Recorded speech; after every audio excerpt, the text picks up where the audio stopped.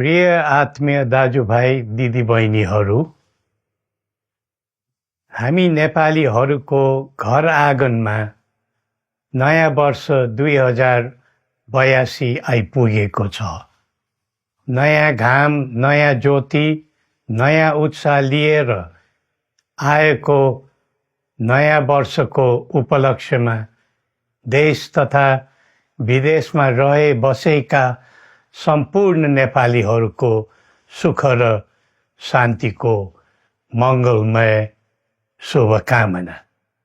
हरेक नयाँ वर्ष नूतन आशा र विश्वास बोकेर आउने, तर वर्षको बिदाईमा एउटा घनघोर निराशाका बीच हुने गरेको धेरै साल भयो। समाजका विभिन्न दल, वर्ग र जन समुदायले आफ्नो धारणा, आस्था तथा अभिव्यक्ति राख्न पाउनु प्रजातन्त्रको सुन्दर विशेषता हो। तर त्यस्तो धारणा र मान्यता प्रस्तुत गर्दा सबैले संयम अपनाउनु पर्दछ। केही दिन अघि जनप्रदर्शनमा जुन प्रकारको हिंसा, आगजनी, तोडफोड भयो, त्यसबाट जस प्रकारको मानवीय एवं भौतिक क्षति भयो, त्यो सुन्दा हामीलाई अत्यन्तै दुःख लाग्यो। नागरिक स्वतन्त्रता भन्दा ठुलो तन्त्र वा वाद हुँदैन। वास्तविक प्रजातन्त्र त्यहाँ हुन्छ जहाँ राम्रो, नराम्रो, जनगुनासो वा गुणगान सुन्ने परम्परा र संस्कार हुन्छ। नेपाली जनतामा देश र भविष्यलाई लिएर जुन खालको जागरुकता पैदा भएको छ, त्यसलाई हामीले सकारात्मक रूपमा लिएका छौँ। वास्तवमा नेपाली जनतामा रहेको देशभक्तिपूर्ण भावना विश्वमै अनुकरणीय र अनुसरणीय छ। देशलाई विद्यमान जटिलताबाट मुक्त गराई शान्त, स्थिर र समृद्ध मुलुक बनाउने जागरुकता जुन पैदा भएको छ, नयाँ वर्ष 2082 मा नेपाली जनताको चाहना अनुसारको परिणाम हासिल हुने विश्वास थपिएको छ। मुलुकमा व्याप्त अशान्ति, अराजकता, निराशा र असन्तुष्टिबाट आम नेपालीलाई मुक्त गर्न नेपालको राज संस्थाले जहिले पनि योगदान पुर्याउँदै आएको विदितै छ। राष्ट्रियता र प्रजातन्त्रलाई मूल कार्य मान्दै जनभावना बमोजिम चल्ने बहुदलीय प्रजातन्त्र र संवैधानिक राज संस्थाको परम्परामा हाम्रो मान्यता रही आएको छ। वर्तमानमा बदलिँदो जनचाहनाको पनि कदर गरी राज्य शक्तिको स्रोत जनता नै हुन् भन्ने मन्जुरी सदैव स्थापित हुनु पर्दछ। राष्ट्र निर्माता श्री 5 बरामहाराज धीराजको दिव्य उपदेशलाई नै अबको राज्य सत्ताको मूल मन्त्र सोच्नुमा के होला? सन्तुलित कूटनैतिक सम्बन्ध र आत्मनिर्भर नेपालको परिकल्पना नै पृथ्वी पथको मूल सार हो। यही नै राजनीतिको मूलधार हुनु पर्ने हो। विश्वको बदलिँदो परिस्थितिलाई मनन गर्दै विश्वव्यापीकरण र स्वतन्त्र व्यापारका आधारहरूलाई चुनौतीको रूपमा लिँदै चरम आर्थिक मन्दी भोग्नु परिरहेको अहिलेको सन्दर्भमा नेपाल जस्ता विकासोन्मुख देशले आत्मनिर्भर अर्थतन्त्र निर्माणको कार्यमा अर्जुन दृष्टि लगाउनु पर्ने समय आएको छ। स्वदेशी स्रोत साधनको प्रयोगले स्वदेशमै उत्पादन गरी स्वदेशमै खपत गर्दै आन्तरिक अर्थतन्त्रको चक्रभित्रबाटै मुलुकको समग्र अर्थतन्त्र आत्मनिर्भर र चलायमान गराउनु पर्ने विश्व परिवेश निर्माण हुँदैछ भन्ने सङ्केतहरू देखा परिरहेका छन्। विश्वकै उत्कृष्ट यो भूमिमा बाँच्न समेत गाह्रो हुने स्थिति पैदा भएपछि बढ्दो युवा पलायनलाई रोकी युवा शक्तिको श्रम र सिपलाई स्वदेशमै उच्च उपयोग गर्नु पर्दछ।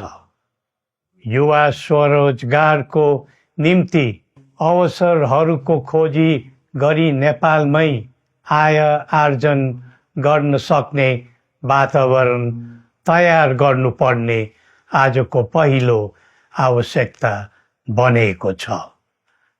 सबै नेपालीको तन, मन र ध्यान त्यसैमा लगाउनु परेको छ। विश्वभरि छरिरहेका नेपालीहरू एकताका सूत्रमा बाँधिन अब ढिला गर्नु हुँदैन।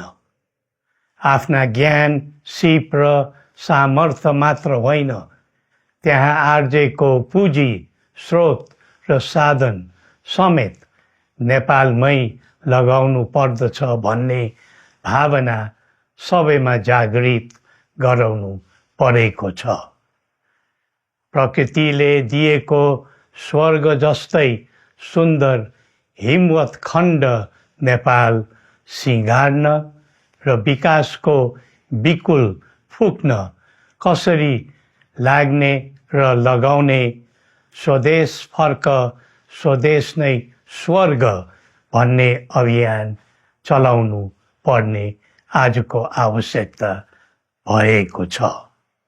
जनभावना र चाहना बुझी मुलुकको समग्र संरचनामा नै हेरफेर र सुधारका कदम चाल्नुपर्ने तथ्य स्पष्ट देखिन्छ।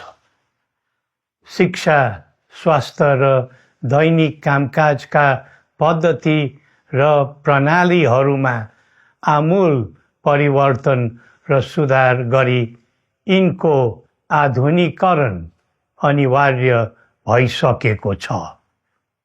युग प्रविधिको हो, सावधानीपूर्वक उपयोग गर्नु सकेमा राष्ट्रको योगदानमा ठुलो टेवा पुग्न सक्नेछ। सुशासन र भ्रष्टाचार मुक्त प्रशासन मूल नारा हुनु पर्दछ। हामी अस्थिरता, अशान्ति, अराजकता, विपन्नता र भ्रष्टाचारको अन्त्य चाहन्छौँ। त्यसका निम्ति नेपाली जनताबाट हुने हरेक प्रयासहरूमा एकबद्धता रहनेछ। मुलुकको गिर्दो अर्थव्यवस्था, रुग्न हुँदै गएको औद्योगिक उत्पादन, बढ्दो राष्ट्रिय ऋण र बेरोजगारी, रक्षात्मक बन्दै गएको राष्ट्रियता, राष्ट्रिय एकता, सामाजिक सद्भाव, मौलिक धर्म, संस्कृति तथा जनस्तरमा बढेको निराशा, असन्तुष्टि हाम्रो चिन्ताको मूल विषय हो। नागरिक पलायनसँगै पुँजी पलायन, भ्रष्टाचार र व्यथिति देशले थाम्नै नसक्ने स्तरमा झाँगिएको छ। यो स्थितिमा नयाँ वर्षलाई उपलब्धिमूलक बनाउनु हामी सबै नेपालीको सामूहिक र एकताबद्ध प्रयास अपरिहार्य भएको छ। नेपाली बीच द्वन्द्व नहोस्, परस्पर अविश्वास र हिंसाको दुःखद मनोस्थिति नबनोस्, देशवासीहरू कुनै पनि नाम र न्युहुमा ध्रुवीकृत नबनुन् भन्नेतर्फ हामी सदैव सचेत र संवेदनशील छौँ। नेपालीको एकतामा नै नेपालको भविष्य निहित रहेको यथार्थलाई हामीले आत्मसात गरेका छौँ। सबैले यही वास्तविकतालाई आत्मबोध गर्नुपर्दछ भन्ने ठान्दछौँ। हाम्रा आह्वान हामी कसैको निजी स्वार्थपूर्तिका निमित्त होइन, कुनै खालको सैद्धान्तिकवाद वा विचारको होइन।